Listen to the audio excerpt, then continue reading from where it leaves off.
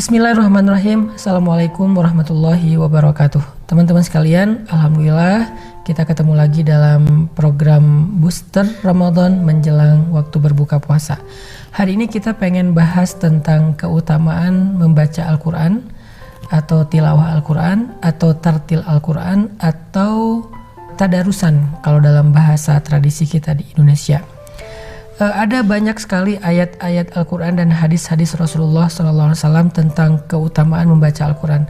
Salah satunya yang diriwayatkan oleh Imam Al-Baihaqi. Saya kira ini hadis menjadi maknanya umum, merangkum hadis-hadis yang lain tentang bagusnya atau kerennya membaca Al-Quran.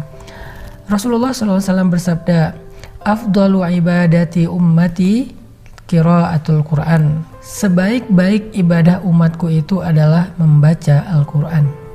Sebaik-baik ibadah umatku itu adalah membaca Al-Quran, qiraatul Quran. Sehingga kalau misalnya kita pengen nanya, Ustadz, sepanjang bulan Ramadan ibadah apa ya yang paling bagus untuk kita lakuin?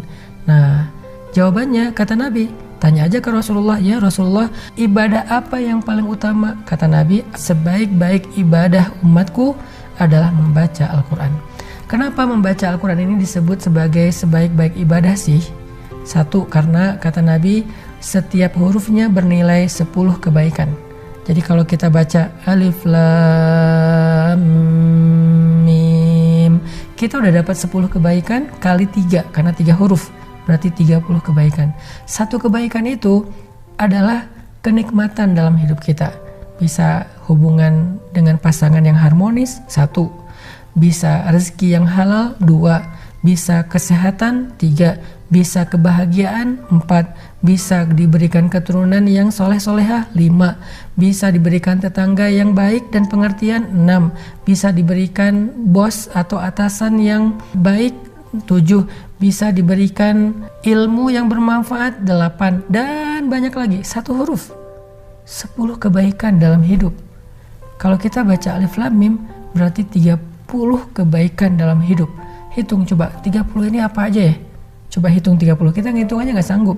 Dan itu ternyata bisa kita dapetin dengan hanya membaca Alif Lam Mim.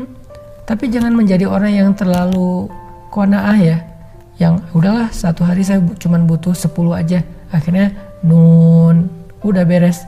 Nanti besok Qaf, lusa Sod, lusanya lagi Yasin, kemudian apa lagi? Alif Lam Ro. Enggak juga gitu sih. Maksudnya ketika Nabi bilang pahalanya banyak, itu supaya kita rajin baca Qur'annya.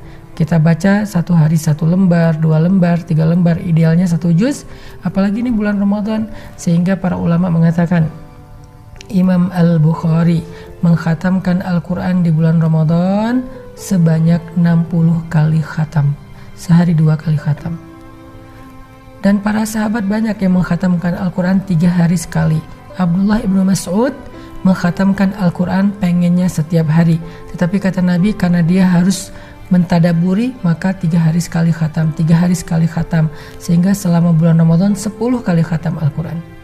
Ini kenapa sih mereka semangat banget membaca Al-Quran terutama di bulan Ramadan? Selain memang Al-Quran itu diturunkan di bulan Ramadan, sehingga ulama mengatakan Ramadan syahrul Quran. Ramadan itu bulan Al-Quran, diturunkannya aja di bulan Ramadan. Dan kalau kita tahu teman-teman, Jibril itu datang kepada Nabi untuk khataman Al-Quran setiap bulan Ramadan. Kalau bulan-bulan yang lain, Jibril datang kepada Nabi menyampaikan wahyu. Tapi bulan Ramadan mentasmi, menyimak bacaan Nabi sampai khatam. Jadi Nabi itu kalau tadarusan bareng dengan Jibril, sahabat kalau tadarusan bareng dengan Nabi, dan kita tadarusan bareng dengan ulama atau bareng dengan keluarga kita atau sahabat-sahabat kita. Kalau selama ini lagi ngetren, selama wabah ini kita banyak melakukan meeting online, sekarang coba tadarusannya secara online lewat aplikasi-aplikasi online meeting itu. Kita bisa gantian. Caranya gimana Ustadz? Bisa satu orang membaca, yang lain menyimak, seperti yang dilakukan Abdullah ibnu Abbas. Beliau baca, yang lain menyimak. Bisa juga bacanya secara serentak rame-rame, bisa juga bacanya bergantian. 1 ayat ganti, 1 ayat ganti, 1 ayat ganti. Sehingga semuanya dapat kebagian bacaan Al-Quran. Secara teknis bebas, yang penting baca Quran. Itu Keutamaan membaca Al-Quran, kata Nabi, sebaik-baik ibadah dan satu hurufnya 10 kebaikan. Belum lagi nanti hadis-hadis yang lain, kayak hadis Nabi bilang gini, Iqra'ul Quran fa innahu ya'ti yaumal qiyamah syafi'an li sahibih. Bacalah Al-Quran karena sesungguhnya dia akan datang pada hari kiamat sebagai penolong bagi orang yang membacanya. Yang akan nolong kita di hari kiamat bukan ayah ibu kita. Yang akan nolong kita di hari kiamat bukan pasangan kita. Walaupun dia bilang di dunia, aku mencintaimu selamanya gitu. Cinta sejati, hidup dan mati bersama segala macam. Ya, itu bahasa-bahasa ungkapan perasaan dia. Tetapi kenyataannya ketika bangkit dari kubur, yauma yafirrul mar'u min akhihi wa ummihi wa abihi wa sahibatihi wa banih likulli imri'in minhum yauma idzin sya'nun yughnih. Hari ketika seseorang lari dari sahabatnya, ayah dan ibu lari dari anaknya, pasangan lari dari pasangannya. Pada hari itu semua orang sibuk sendiri-sendiri. Gak ada satupun yang akan menoleh ke arah kita. Terus yang nolongin kita siapa selain Rasulullah SAW? Al-Quran. Inilah sahabat sejati kita. Kita mencintai seseorang, suatu saat dia akan meninggalkan kita. Kalau kita meninggal duluan, dia akan pergi meninggalkan kita sendiri di dalam kubur. Lalu ketika dia sudah meninggalkan kita 7 langkah berjalan menjauh dari kubur, siapa yang akan menemani kita di dalam alam barzakh yang gelap dan sempit itu? Al-Quran. Dia sahabat sejati, teman-teman. Makanya yuk kita jadikan bulan Ramadan sebagai bulan akrabnya kita dengan Al-Quran.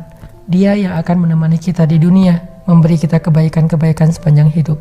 Dia juga yang akan nemenin kita di alam kubur ketika kita sendiri dan ditinggalkan semua orang. Dia yang akan menemani kita di padang mahsyar ketika kita bangkit. Dia yang akan menuntun kita sampai ke surga Allah Subhanahu wa taala. Al-Quran. Jadi yuk kita jadiin bulan Ramadan bulan bersahabat dengan Al-Quran. Barakallahu fikum.